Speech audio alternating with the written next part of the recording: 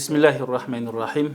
Урматтуу мусулман бир тууган, биздин сүйүктүү пайгамбарыбыз саллаллаху алейхи ва салламды Аллаху субханаху ва таала Кур'ан Каримде аузу биллахи минаш шайтанир раджим ва иннака ла аля хулуқин азим, сен кереметтүү адеп ахлактын ээсисиң деп сүрөттөгөн. Пайгамбарыбыз саллаллаху алейхи ва салламдын жашоосунда өзүнүн кулк мүнөзүн Айша энебизден сурашканда, Айша энебиз пайгамбарыбыздын кулк мүнөзү Кур'ан эле деп жооп берген.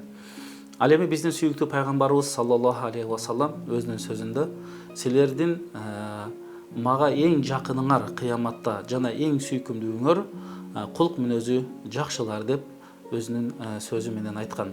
Мына ошондон урматтуу мусулман бир тууган, баарыңыздарды Кыргызстан мусулмандар дин башкармасы жана Кыргызстан Ислам университети өткөрүп жаткан окуган муун жаркын келчек аттуу китеп конкурсуна чакырабыз.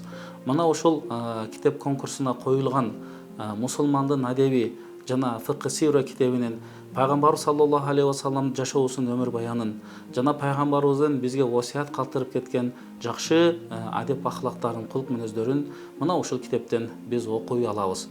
Мына ушул китеп окуу конкурсуна баарыңыздарды чакырмакпыз.